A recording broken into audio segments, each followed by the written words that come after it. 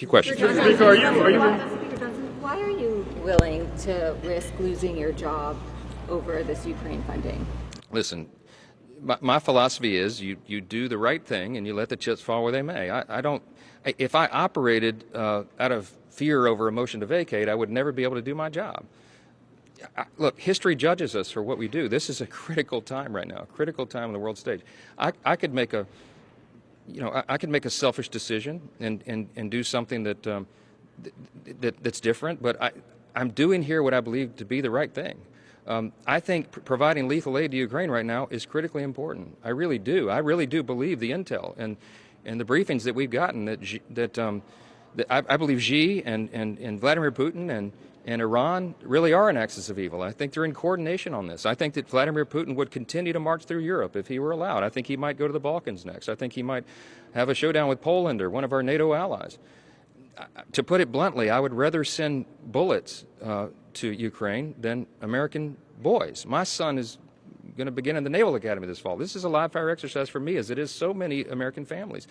This is not a game. It's not a joke. We can't play politics of this. We have to do the right thing. And I'm going to allow an opportunity for every single member of the House to vote their conscience and their will on this. And I think that's the way this institution is supposed to work. And I'm willing to take personal risk for that because we have to do the right thing, and history will judge us. Yes, sir. And that was Speaker Mike Johnson speaking at a press conference just a few days ago. And considering the nature of how things have been going with the House and the overall situation there, it's somewhat of a surprise to hear the change of tune. There's a lot going on that we want to address on that one. By the way, I'm Brian Lusk. Thank you for joining me today. I want to give you a heads up. They are currently holding hearings on the House floor about the various aid supplementals that are in play today. And right now they're discussing the one for Israel, but every one of these supplementals are having the debate intertwined with each other. So you'll often hear, for instance, they had the Indo-Pacific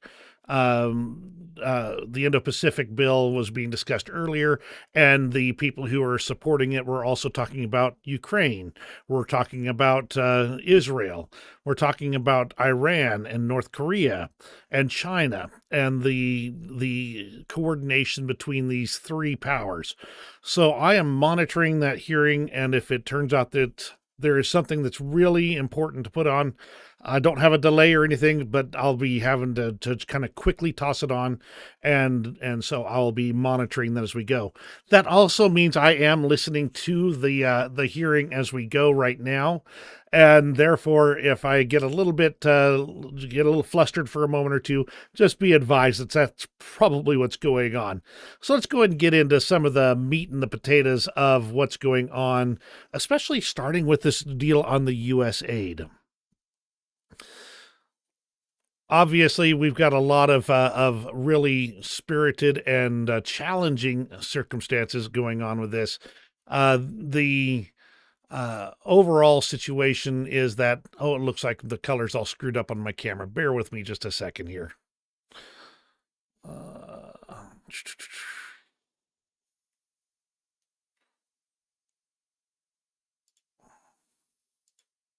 Yep, hang on with me for just a second here.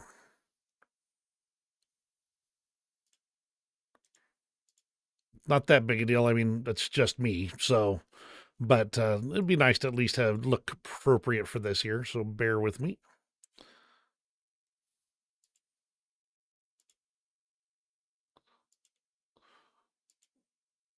Okay, there we go. That's looking better there. Again, I apologize for that. That's just not that important. But it made me look really blue. Anyway, let's continue on.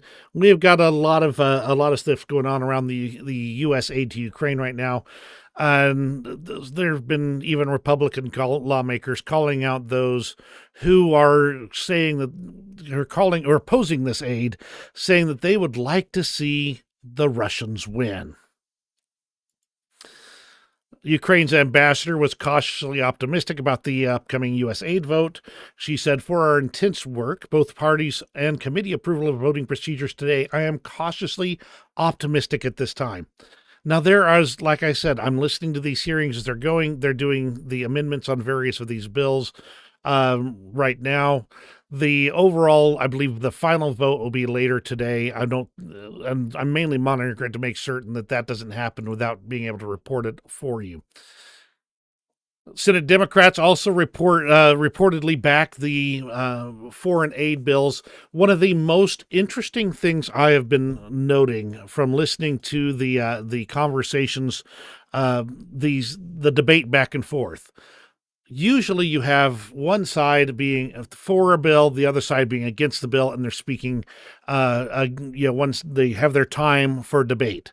But this is one time where the Republican side will stand up and say and make their speech, and then reserve their time. Then the Democrat side will also stand up, say things in favor of the bill, and then go through each aspect of it and support the bill. Then they'll suspend their time, and then they'll have somebody else, and somebody else will speak, and everybody is supporting the bills in this case.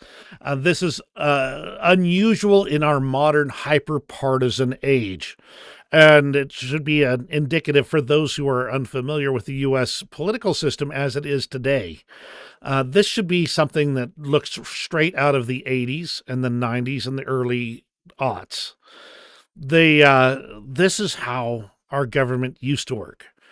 The idea of the two sides being able to have that conversation and come away with coming to a balanced and understanding is something that we used to have a lot of. It used to be a vital part of our government working. And this is probably the first time in a very long time, probably 12 years, I'd say, where I'm seeing it reliably happen in this format. So interesting to watch and listen to. The Pentagon reports that they have got aid ready to go within days. All they're waiting for is the bill to pass and get signed. Now, of course, we're at the point right now where the House is debating these individual aid bills. So they have got 4 different aid bills, one for Ukraine, one for Taiwan and the Indo-Pacific region, one for Israel, and one with other priorities related to these international aid. So the situation is interesting to keep an eye on, and the fact is that whether it's in an omnibus spending bill, effectively, where all of these items are put together, or it's broken out, it makes no effective difference. But the difference it truly makes is in the ability for individual congressmen and senators to be able to register their specific approval or denial for specific aspects, far beyond the large integrated bill did. So maybe a congressman supports Ukraine but doesn't support Israel. That is actually a thing, and I'm not even joking about it. They'll be able to register their vote in favor or against each one of those individually rather than having to vote for the entire supplemental. The analysis I'm seeing on the bills is they don't contain poison pills, as in things that the Democrats would find to be so totally abhorrent that they would be unwilling to sign. And therefore, it looks like they're relatively decently written. Again, both sides seem to support this aid package for Ukraine, and the Prime Minister of Ukraine states that he has received assurances of support from both sides. A lot of this is duplicate information, so I'm kind of going through a lot of this. The last 2 days have been extremely busy, and I didn't have time to do this stream last night. So with things so active and things happening right now, I wanted to get you the latest information. Even Donald Trump has provided tacit approval of the idea of aiding Ukraine, though, of course, in typical Donald Trump fashion, it's included a whole lot of caveats, yeah-buts, and information that has that is not factually accurate associated. However, he did call for Europe to provide more assistance than the United States. Europe already does. the overall situation then results in this kind of tacit approval of the Ukraine aid bills. Now, it should be noteworthy that about a week ago, Mike Johnson, Speaker of the House, did in fact visit Mar-a-Lago and have a visit with Donald Trump.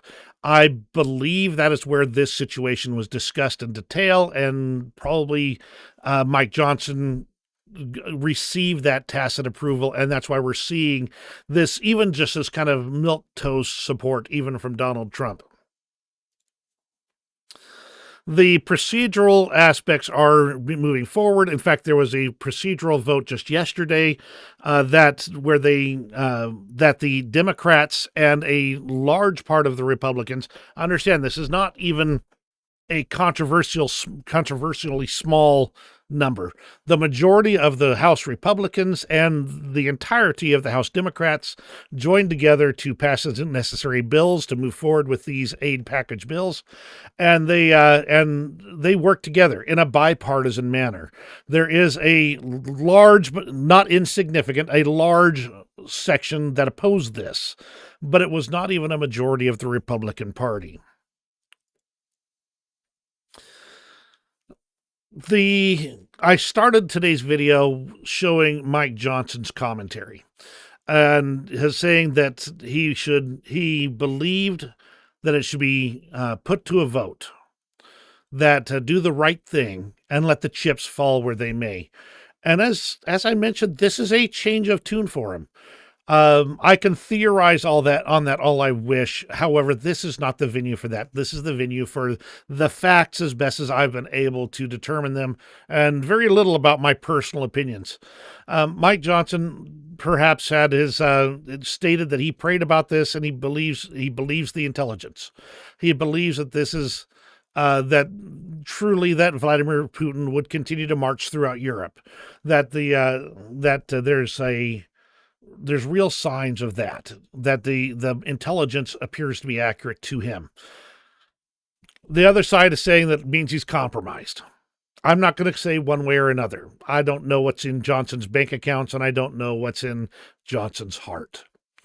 And either way, whether one is compelled to be righteous or whether one is willingly righteous, the end result is still righteousness, even if one is forced and one is not. I just don't know which it is. Anton Herashchenko, who is a Ukrainian patriot, talked about the Ukraine Supplemental Appropriations Act. And this is what he's saying it'll result in. And it's a good analysis. It certainly matches what I've been reading up on. Arms and ammunition, which Ukraine has been in short supply of, may already be sent to Ukraine in the coming weeks. Deliveries from U.S. bases and depots in Europe. There's already ammunition and equipment available in Europe itself. That's all been pre-staged there for, shockingly, a war in Europe, such as one run by Russia. And that is the expected purpose of those caches of weapons and equipment. So clearly the plan would be to start shipping stuff all the way to Europe from the United States to backfill, and stuff that's in those warehouses in Europe would be sent into Ukraine and get the aid flowing as quickly as possible. Add to this the fact that Europe, whose economic potential is 10 times higher than Russia's, has also become active in matters of military aid for Ukraine, financing Ukraine through various arms coalitions on a bilateral basis. So by the beginning of the probable Russian summer offensive, the situation may be as follows. Ukraine has partially managed to build defensive structures comparable to the Surovikin line. Ukraine has adopted a new version of a law on mobilization, meaning there will be more soldiers. Ammunition from the Czech initiative is already showing up on the battlefield, though much more of it may have already arrived. The U.S. aid bill does call for long-range ATACMS missiles, and it in fact directs the president to send those missiles, unless it would jeopardize U.S. national security to do so, in the president's opinion. This may also, by the way, have a knock-on effect. If we're going full force in sending ATACMS missiles, even of ones that have longer range, it could particularly get Germany off the stump and get them actually sending those Taurus missiles as well, in theory. Ukraine will receive F-16s in the summer of 2024. We're seeing reports anywhere from 16 to 32. And the crews are pretty much already trained, although they're going through the last aspects of that now. Yes, F-16s would have been far more effective if sent a year ago. But even now, it would at least challenge Russia's current air superiority across much of the eastern parts of Ukraine. More air defense systems. There's actually already signs that we're seeing Patriots and perhaps IRIS-Ts and SAMP-Ts being sent to Ukraine, as people have called for even more. The Dutch have already promised to purchase a system if a country will voluntarily say, "Hey, we'll sell it to you," and they'll go ahead and go with that route. So this will make a big change for Ukraine. There's even more indications that this will basically jumpstart fighting back against Russia. Now, there's lots of conclusions that he makes. I think it's a really good post here, and overall, I find that Anton Herashchenko's commentary is on point. Here is a direct link to it if you would like to take a look. Marjorie Taylor Greene, in fact, I just was listening to her supporting one of her amendments, which would basically have zeroed out all the numbers in the Ukraine aid bill. It's an effective gutting of the bill, just by making all the numbers zero. And she has proposed various amendments. I believe one of them she gave up on. I think that was the one calling on all U.S. Members of Congress who voted in favor of the bill to conscript into the Ukrainian army. I think that one died. But she did try and do the one that would zero out the bill, and went on an extensive rant about how basically how the military-industrial complex is what's pushing this and things like that. She is basically the face of the opposition to this bill, and she did not disappoint in that regard. We'll just put it that way. U.S. House Foreign Affairs Committee Chairman Michael McCaul states, if Ukraine falls, then Russia will invade Moldova, Georgia, and the Baltics, all NATO members. There's a lot of parallels to Hitler and Stalin's invasion of Europe in 1939. And to avoid sending Americans, we're going to have to send arms and equipment to Ukraine. I do have a video of Representative McCaul here. He spoke in favor of one of the amendments earlier today and put a lot of it into the perspective of Ukraine, even though that was during the Indo-Pacific debate. And I'll play that in just a moment here for you. By the way, Lucille, thank you for jumping on board. Glad to see your commentary. I'm willing to give Mike Johnson the benefit of the doubt, she says, since he sounds like himself in the beginning. Seems to have come to himself. And yes, I will absolutely agree to it. This is the Mike Johnson we saw pre-Trump and pre-speaker. He's returning to his base fundamental principles, at least it appears, to those of us on the outside. So yes, I am willing to give the benefit of the doubt for now. I am cautiously optimistic. So let's go ahead and pull up McCaul here, but in order to do that, I'm going to have to mute my listing of the House hearings right now and get things kind of rearranged here. Let's see, that would be that button there. Thank you, ma'am. Chair, in the late 1930s, Winston Churchill described what he saw as a gathering storm. The forces of Hitler and the axis of evil threatening freedom and democracy. I recall when Mr. Meeks and I were on the border between Poland and Ukraine, watching thousands of mothers and their children fleeing in fear, fleeing their own country after the invasion. And the Poles told us this is just like 1939 when Hitler invaded Poland. Today, we are at a similar inflection point in history. The fall of Afghanistan sent a powerfully dangerous message to our adversaries that America was weak, almost immediately after the Russian Federation began moving towards Ukraine. And once Chairman Xi met with Putin at the Olympics and cemented their unholy alliance, they invaded. Chairman Xi has become more aggressive in the Pacific. And mark my words, Xi is watching what happens in Ukraine to determine whether he invades Taiwan and the Pacific.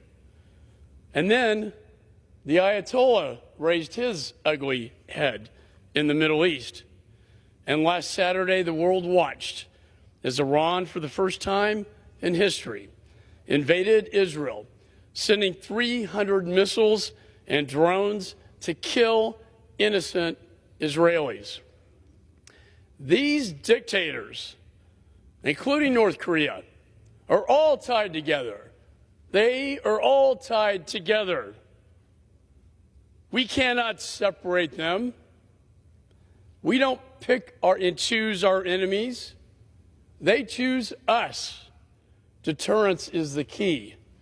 As Churchill wrote in his book, The Gathering Storm, quote, "One day, President Roosevelt told me that he was asking publicly for suggestions about what the war should be called.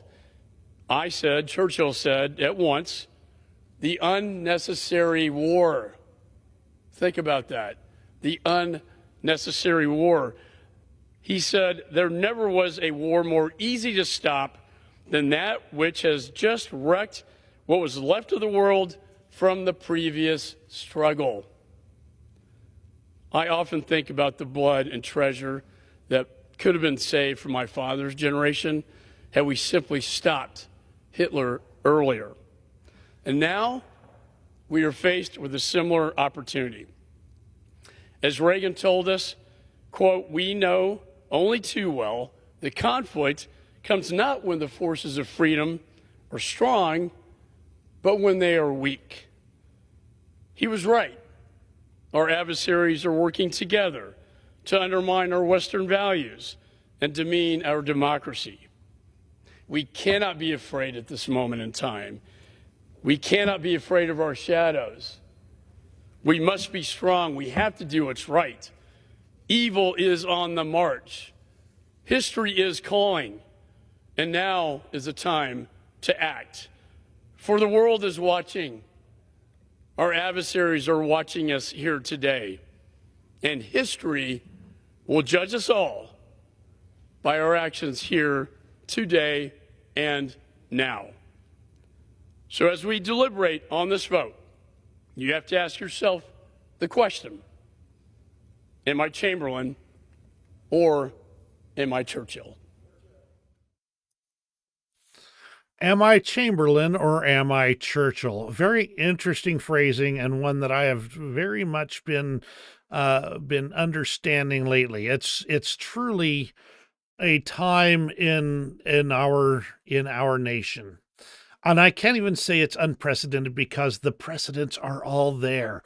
Right out of World War II, right out of World War I, right out of the every conflict that the U.S. has hesitated to enter because of concerns about this escalation and getting involved in the world. And yet a world without the U.S. involved is a much worse world.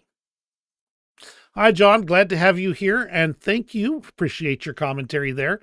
Glad to have you on board as well.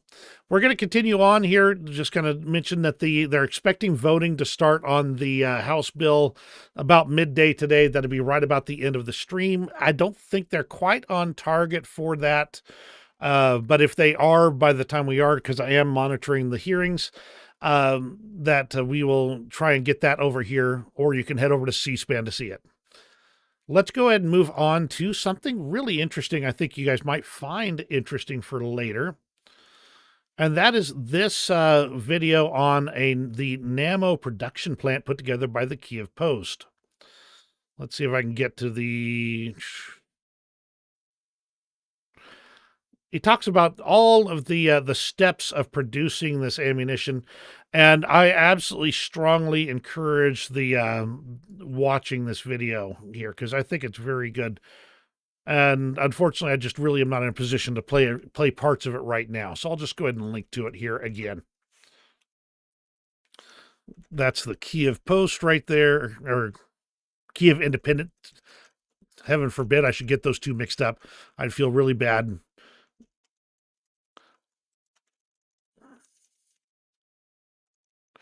And yeah, the factory they're making those shells, they're modernizing the plant. The main reason that this is an interesting video is because the Europeans are getting serious again. They're getting serious about providing for their own self-defense. This plant is expanding. They're now on 24/7 operation.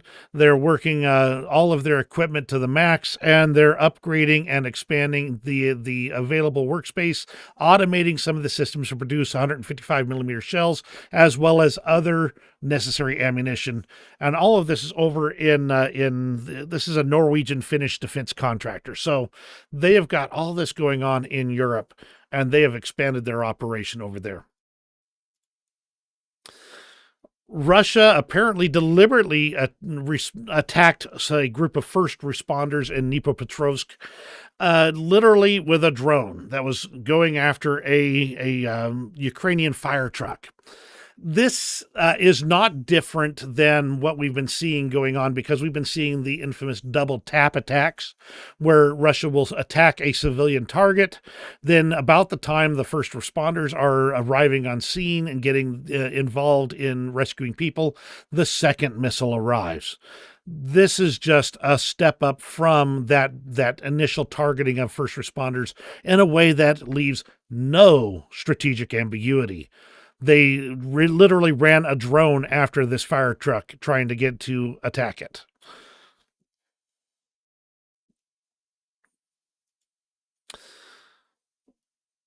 Whoops, wrong click there. Bear with me just a second as I get everything put back together. Okay, moving on. Here is a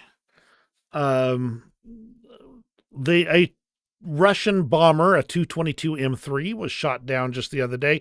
Correction, fell from the sky the other day while on fire and falling into pieces. The reason I phrase it that way is that the Russians are claiming that it is that it was a mechanical failure, not deliberate enemy action. There are reasons to support that viewpoint, though. So just so we're clear, this is not fully cut and dried. But this Tu-22 M3 bomber fell in the Stavropol region of southwestern Russia. That is around 308 kilometers from the nearest Ukrainian lines. However, the Ukrainians are absolutely claiming the shootdown, saying they used a Soviet-era S-200 anti-air system to do so. It's even gotten so far that Budanov himself has talked about the operation and given some additional information on it. The shootdown or loss of this Tu-22 M3 forced another bomber preparing to go on its run to turn back and stop trying to do its attack run. The first one that was shot down after it had already delivered its payload. So it was on its turning back to go back to base. This video purports to show the shootdown in progress provided by Ukrainian intelligence. But there's nothing to be seen on it. Everything that would do anything that would confirm it is blurred out in various ways. However, they do state, again, that it was done by a modified S-200 system. Now, the S-200 doesn't have the range to pull that off. Yes, it's a long-range intercept system, but it is still not quite that long, even at the extreme edges of its officially posted range. However, the Ukrainians have been modifying this system extensively to bring it into the modern era.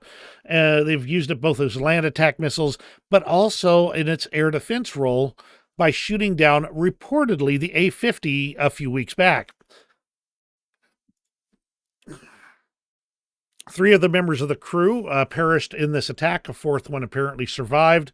Let me rephrase that. 3 of them perished. A 4th one is missing. according to Astra here. This is from yesterday. So 3 of them are confirmed perished. In fact, one of them died later in the hospital. The first 2 died during the incident itself. Budanov said they sat in ambush for a week. So they prepared this system, moving it to the necessary location close to the front lines, kept it safe and secured and concealed until they had their ideal shoot down solution, is what they're claiming they did with this S-200 missile. Russia, of course, still claims it was nothing more than a mechanical failure at a distance of that was just outside the range of any air defense systems that it could possibly have done it. But here's the thing. If it's true that Ukraine shot down an aircraft over Russian territory at the outside of the extreme edge of the S-200 system's range, that should concern Russia greatly.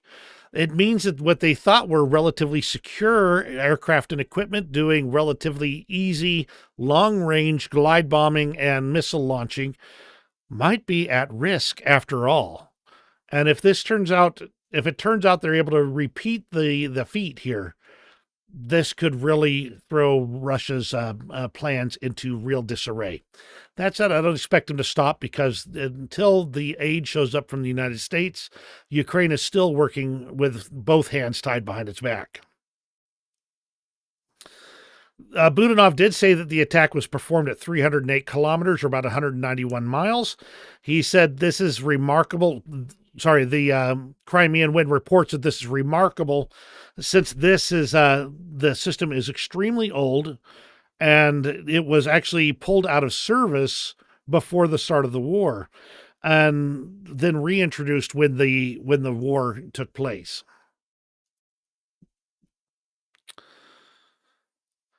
Here's the part that kind of gives us an idea of what kind of a challenge it is for the S-200 system. The rocket has an 11-meter length and a 7.1 total launch weight, of which 3 tons are accelerators. It'll fly at a speed of 700 to 1,200 meters per second, depending on range, and has a damage zone depth of from 7 kilometers to 200 kilometers for early or close range interceptions, and up to 250, for early as in early models, and up to 255 kilometers for later modifications. So again, this intercept was performed at about 308 kilometers. If it was actually done with an S-200, it was a heavily modified system that Ukraine has created.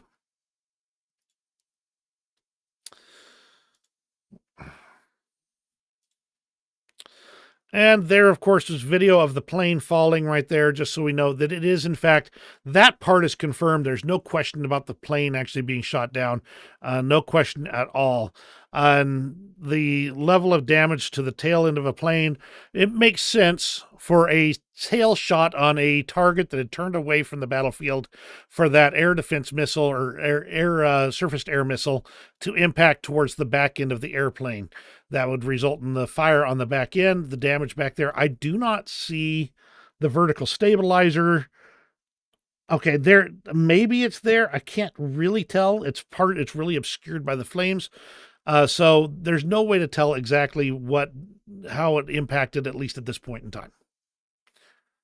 Let's go on. Hold on.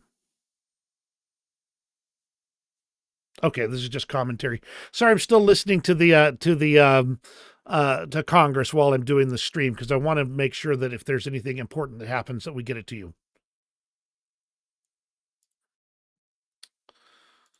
Okay, so let's go ahead and move on to the news out of Ukraine real fast here. President Zelensky has said they need concrete decisions from their partners on air defenses, not just discussions. And it sounds like there are concrete decisions being made as we speak. Germany's already sent another Patriot system. They're French, and I believe the Germans are looking at IRIS-T and SAMP-T systems. Other nations are offering to pay for anybody who will pony up a Patriot for cold hard cash to send it to Ukraine. So overall, there are concrete things happening for air defense in Ukraine. There was a Russian missile strike on the Odessa port, specifically hitting the Pivdiny port, damaging a Singaporean company's export terminal. The continued ongoing attacks with minimal air defense means that each new attack is more and more devastating and harder to defend against.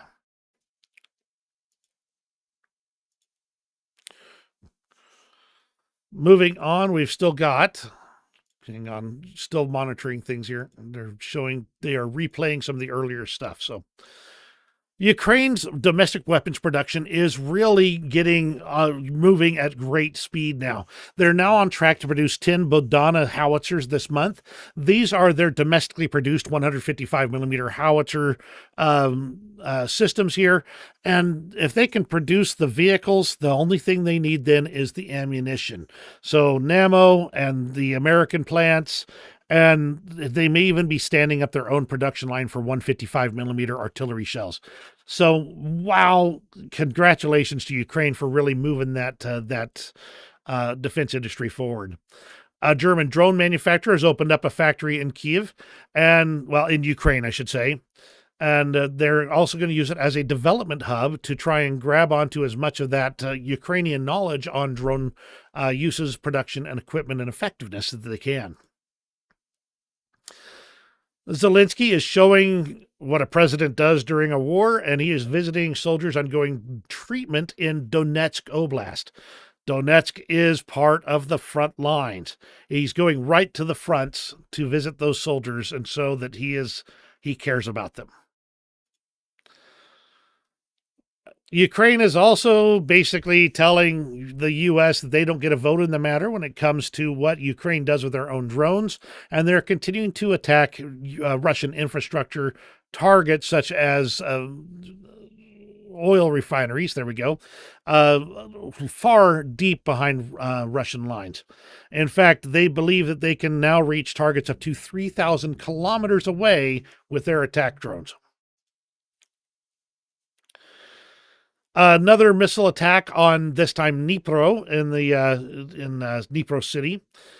This one resulted in a great deal of destruction to the train station, and my understanding is that this train station has now been rebuilt twice, both times after being destroyed during World War.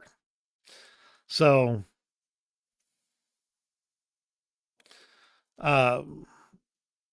but yeah, this is the overall, the lack of air defense systems is truly starting to show true trouble for Ukraine.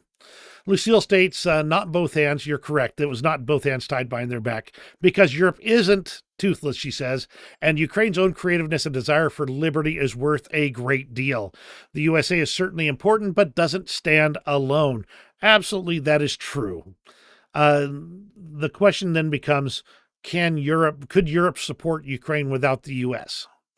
I contend that at this point in time, the answer is no.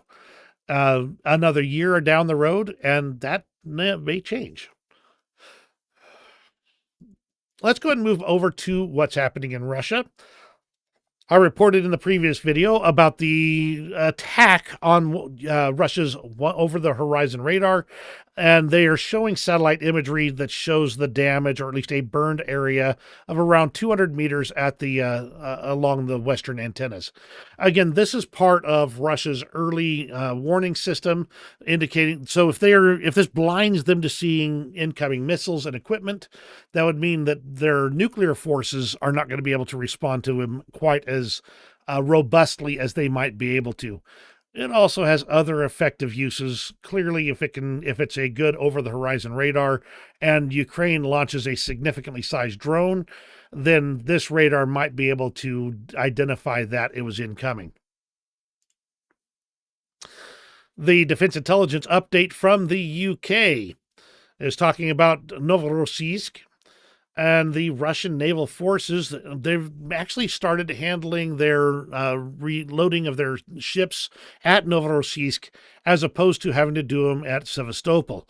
That's one of the reasons why their Caliber cruise missile launchers were having to go to Sevastopol, is because they didn't have the handling equipment to actually load them at Novorossiysk. They've been expanding that capability. This port is also on clearly Russian territory. It's unquestionably Russian in that regard, so Western weapons can't be used to target it. That isn't stopping Ukraine, though. They're using their own domestically produced. Russia's GDP, according to the Russian foreign finance minister, is expected to grow by 3.6%, matching the growth rate of the previous year. I suspect that he would probably find that he would have a nice window to sit inside of if he reported anything less. According to Antony Blinken, China is the primary contributor to Russia's military-industrial complex. This does not mean that China is literally handing over guns and ammunition, but they are handing over raw materials, supplies, equipment such as machine tools, and other production equipment that Russia is able to use to produce new tanks, planes, and equipment. The question is then, are they using their industrial capacity to provide chips and other hardware that would be necessary for Russia to produce significant numbers of their missiles? This situation right here is exactly what could have been stopped a year ago if there had been a full-throated support of Ukraine. They would have put China on the back foot and said, we don't want to touch this with a 10-foot pole because our livelihood depends on the West. Russia is ramping up their weapons production, which is, of course, we already knew that from the Washington Post, but they report that they believe that Russia will be able to sustain the current rate of attrition and for about 2 additional years. With the overall failure and the operational use of Russian hypersonic missiles, Vladimir Putin has gone on quite the tear through the scientific community. In fact, they've arrested more than a dozen physicists working in the field and accused them of treason.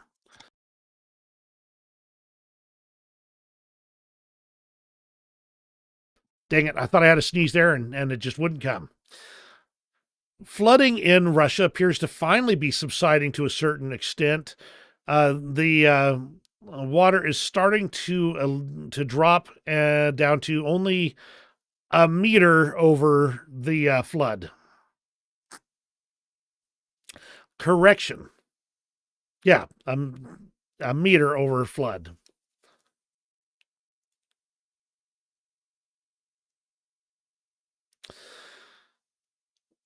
After a UAV attack on a substation in Vygonchi, Bryansk region, it caught fire. The local residents say they heard 5 or 6 explosions, and the air defense was operating. The substation was attacked by several drones. Now, the Russians came back and said, no, it was not actually the drones attacking the facility. Our air defenses shot down the drones, and they fell into the facility. I always find it fascinating whenever Russia says that they shot down the drones, how the drones have this strange tendency to fall and explode in vital, critical infrastructure, such as power substations. There was a massive drone attack on Russia the night before last, with explosions in Belgorod and Bryansk, and air defense operating in Tula, Kaluga, Kursk, and a drone attack threat in Lipetsk. So even as Jason J. Smart, journalist, states, Russia only understands force. This is a follow-up on the attack on the Zankoy Air Base, showing the S-300-400 battery there and showing that it was completely wiped out. You can see the separate device over here, the 4 launchers right here. There's something right here as well, but I'm not sure what it is. That also looks like it may have been damaged, a truck or other vehicle, perhaps. But that's the results of the Zankoy Air Base attack as far as the S-400 battery goes by itself. Let's go ahead and move over to international. The G7 foreign ministers warned Iran against substantive material escalation in its support for Russia's war in Ukraine.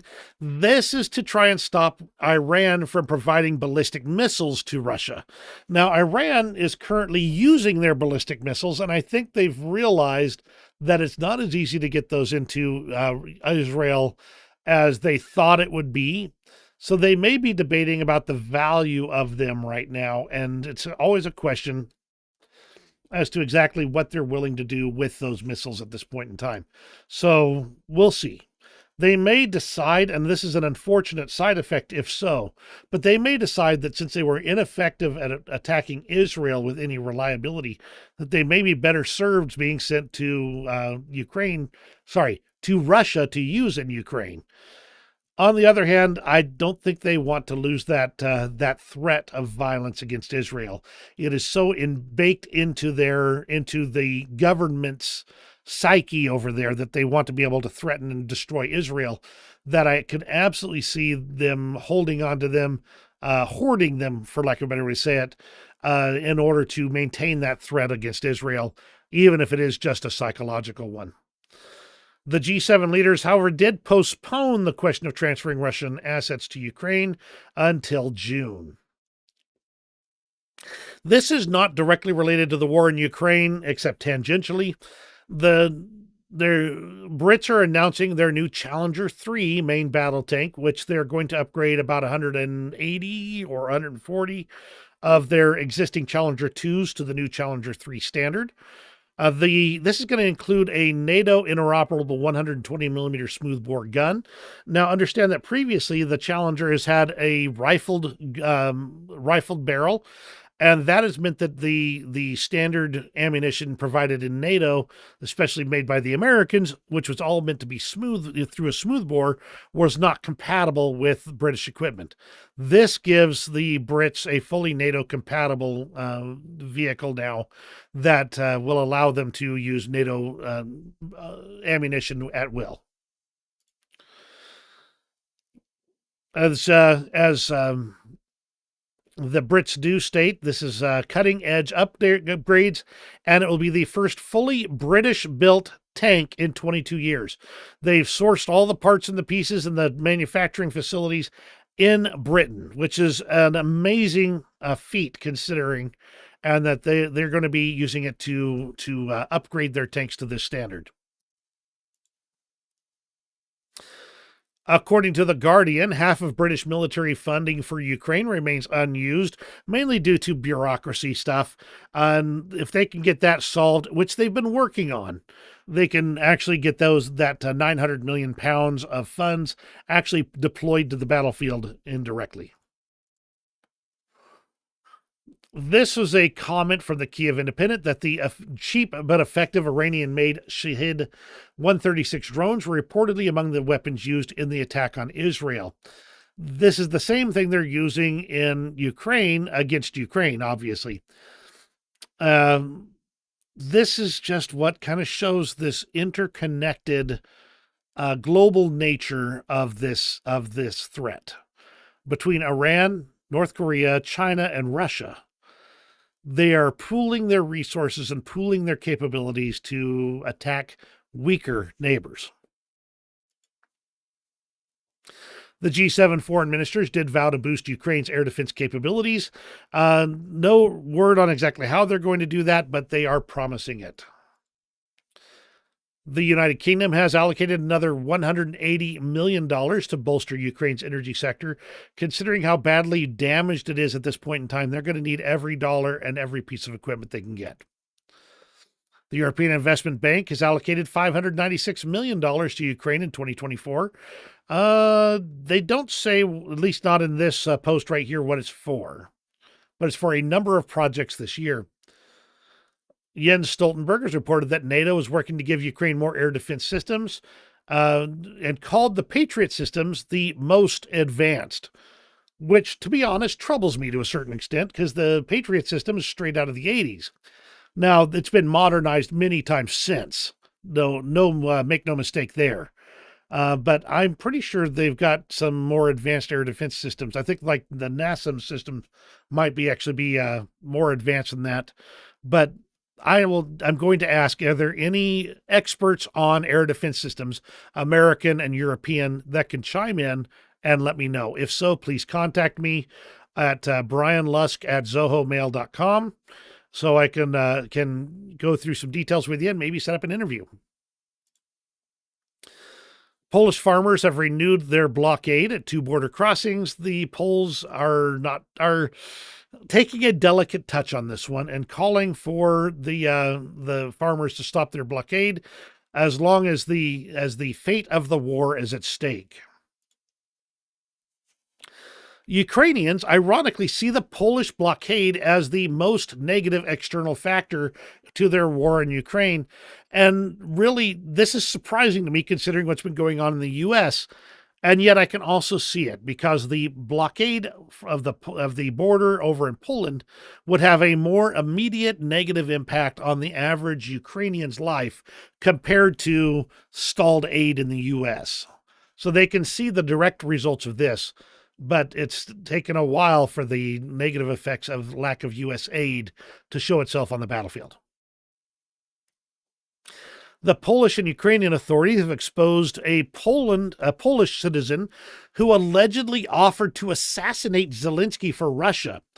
This is a joint operation by the Ukrainian and Polish law enforcement agencies who ended up detaining this Polish citizen who made that offer.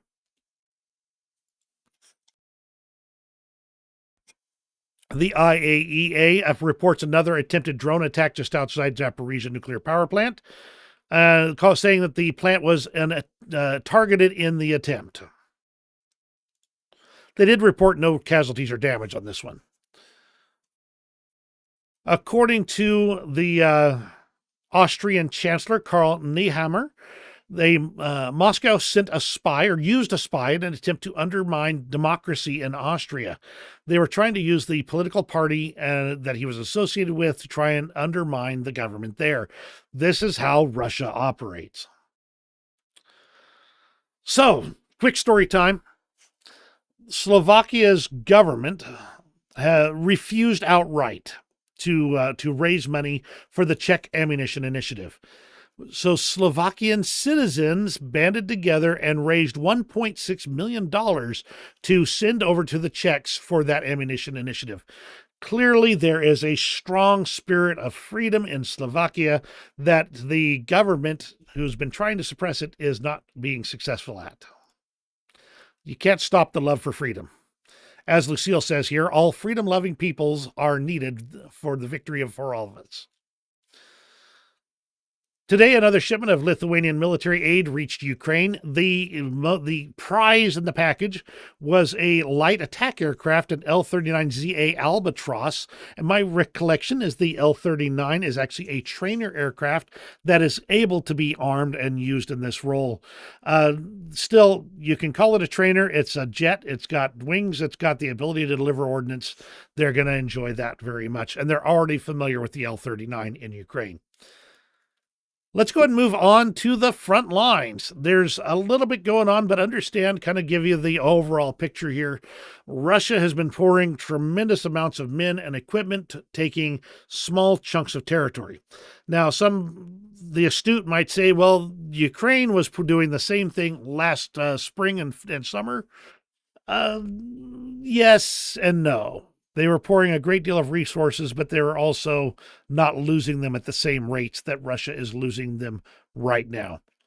So, from Dmitry at War Translated, Russian military analyst Vlad Shlepchenko, in his article, said that a breakthrough in Ukraine's defenses should not be expected, that Ukraine has not only not weakened, but also strengthened, and that Ukraine will not fall either this year or the next.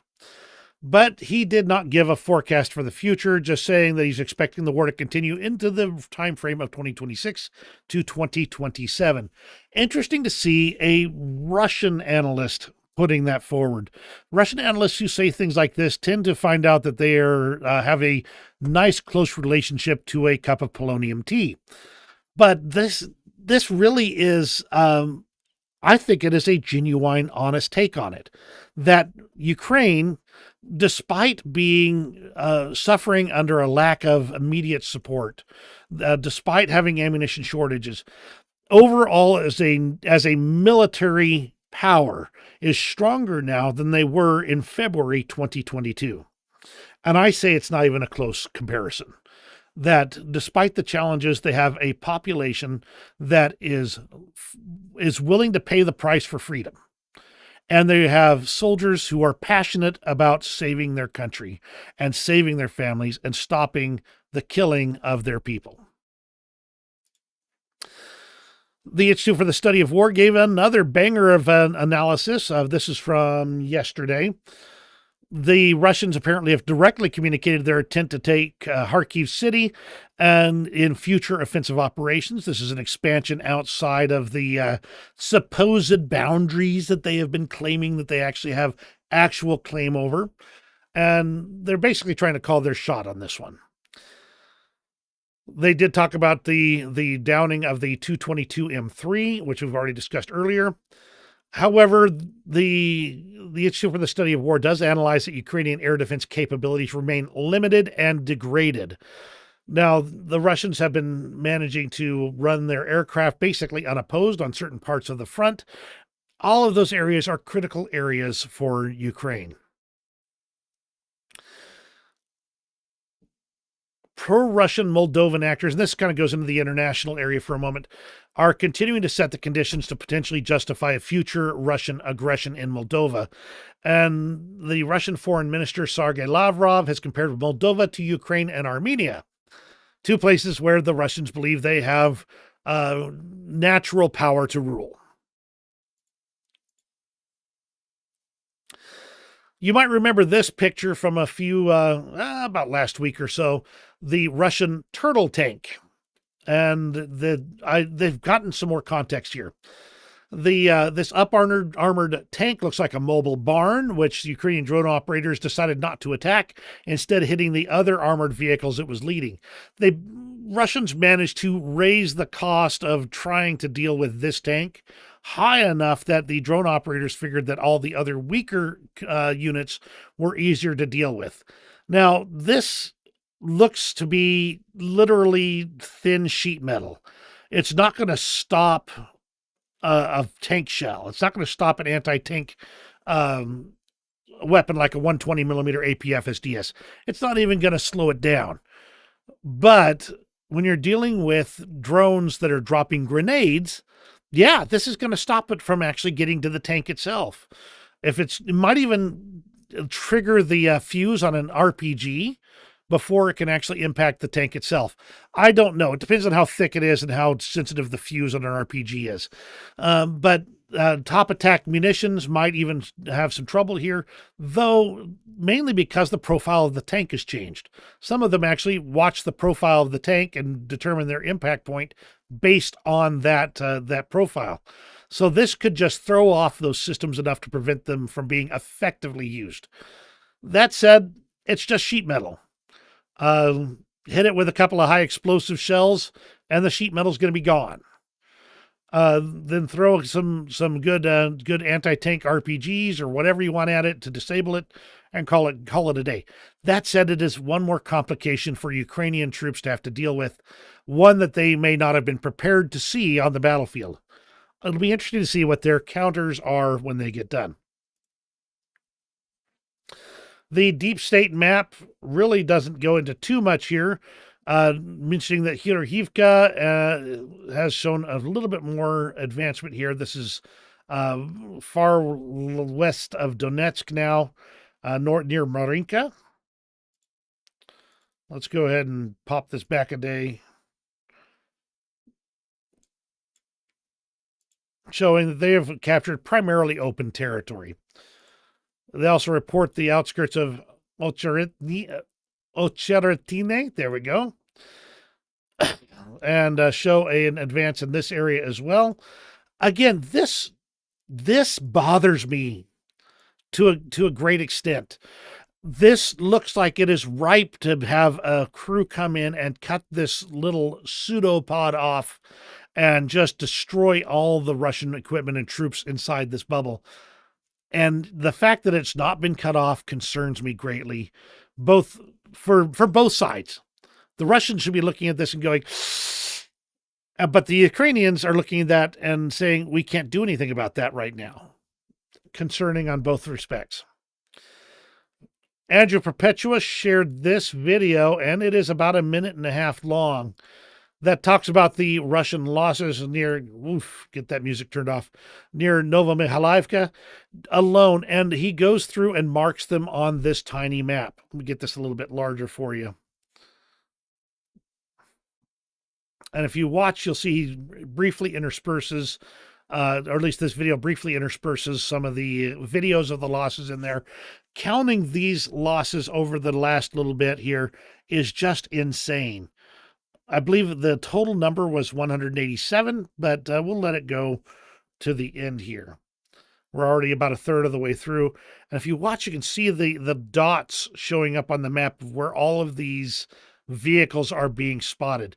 You can see large clusters in certain areas, in fact, showing that the Ukrainians have been effectively hitting everything coming at Novomikhailivka from with drones and equipment to stop it all as best they can, and the map just ends up covered with these little geolocated dots.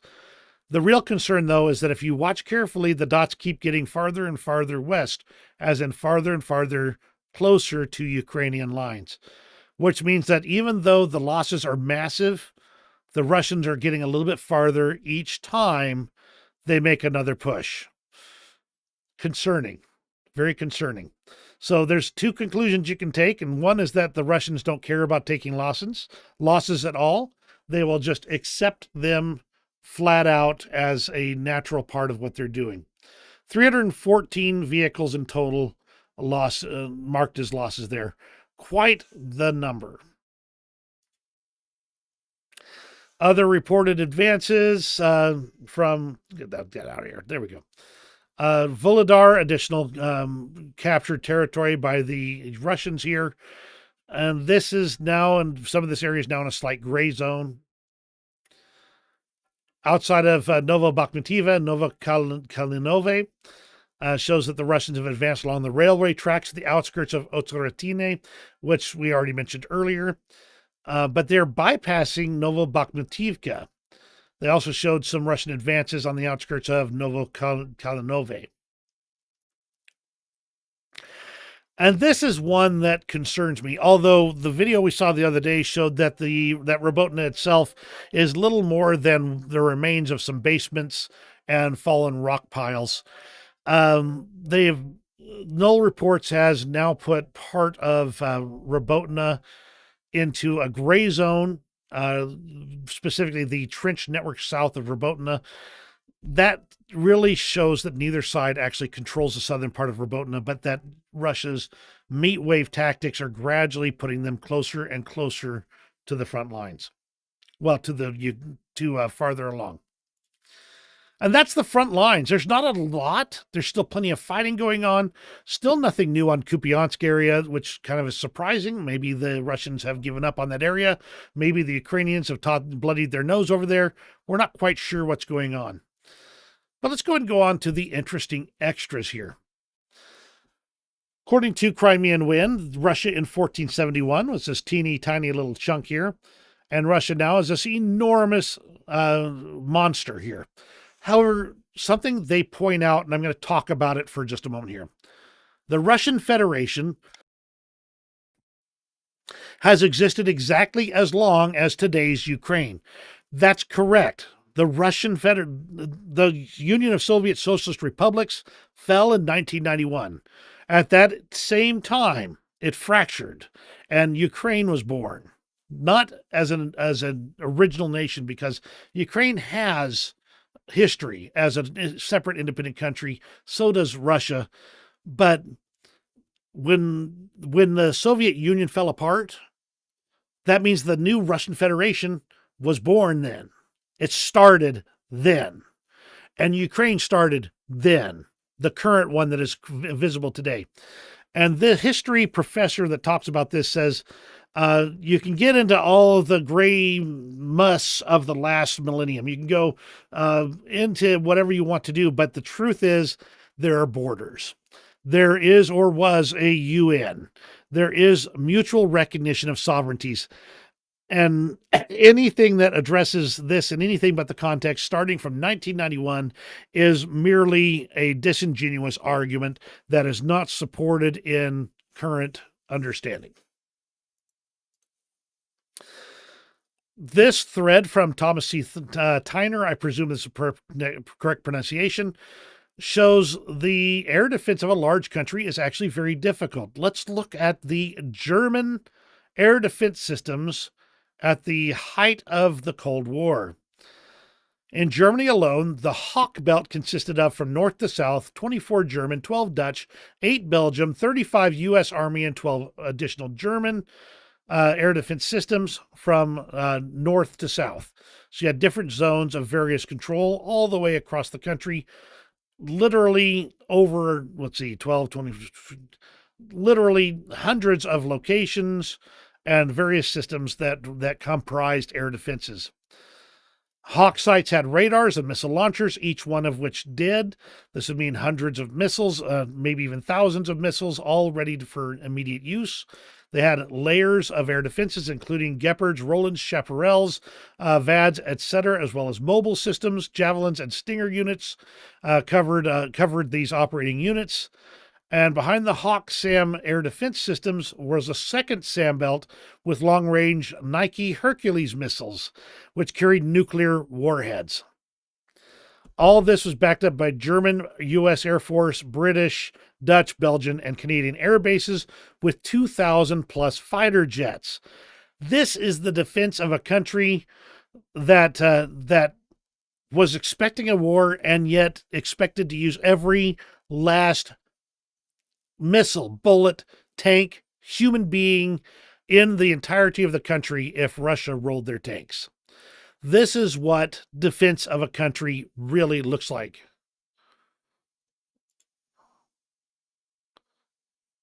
Hold on a second. The House is reporting back from the earlier committee meeting. Okay, nothing they're doing right now that we want to be watching just right now. So I'm going to go ahead and continue with what I've got.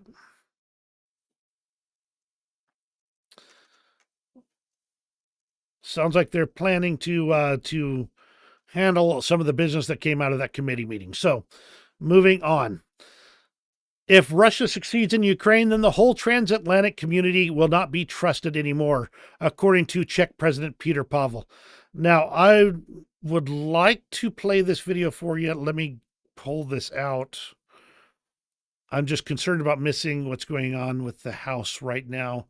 I don't think they're getting too formal right now. Okay, yeah, they're holding off for now, doing some of the amendment votes. So I'm going to mute that. And let's get back over here and get to do this.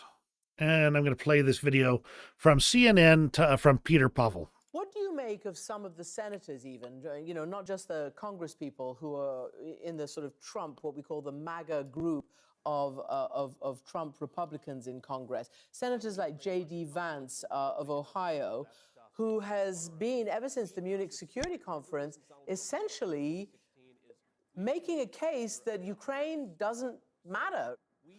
Well, I believe that Ukraine is equally important for Europe as it is for the United States and the rest of the world, because it's not just about the defense of sovereign country and its territory.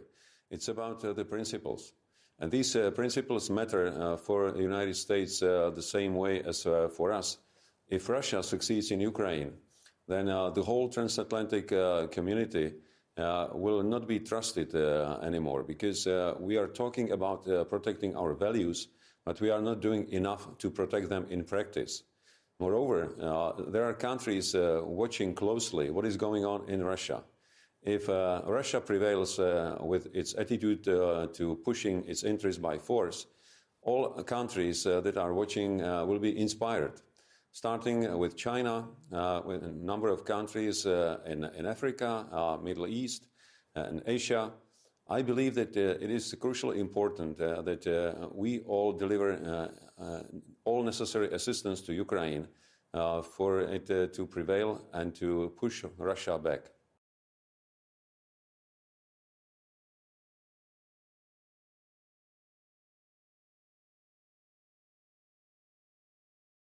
I don't know how well you could hear it, but he was saying basically we've got to protect our values here. If we don't, then it will just embolden the dictators elsewhere. And so I'm continuing to be impressed with Peter Pavel, president of the Czech Republic. He does a great job of making the case.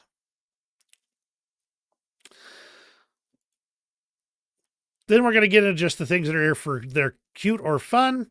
This is another fluffy addition to the ranks of the Ukrainian army.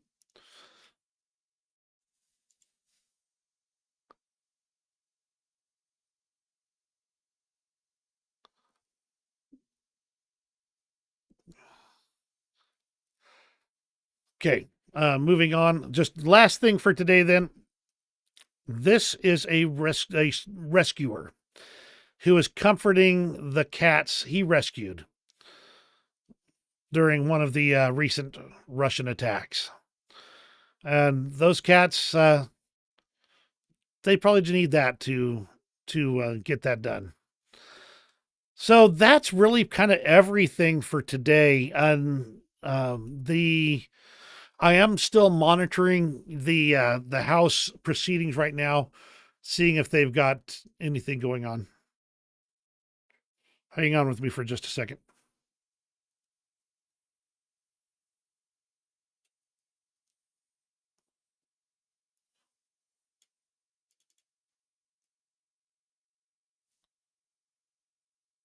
Just a second, please. I want to see if this is important enough to put up on the screen here, so bear with me.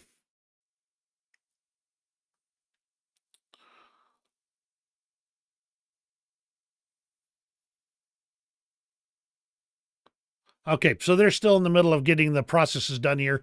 If you want to switch over to CNN, or not CNN, but C-SPAN, they are currently in the throes of getting all the amendments and things like that handled.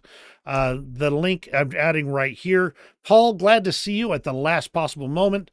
And I think that if you want to monitor it over on C-SPAN, I guess it'll be the next.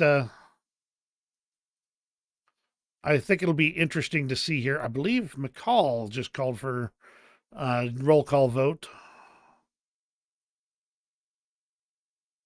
And okay. Yeah, they're still in the middle of it, so it's going to be a little bit before they get to the final numbers, but we're right there getting those votes taken care of right now. So on that note, I'm going to go ahead and call it a day here. Thank you again for joining me. I'm always glad to have you here. If you enjoyed today's video, give me that old thumbs up, and we will be watching for big updates. If there's a major update here, I will put a post on YouTube. And then I'll put a comment over on Twitter. So if you follow me in either of those locations, you'll be able to see what the results of that are, or you can go to C-SPAN and watch the situation in progress right now. You have a great rest of your day, and we'll see you on the next video.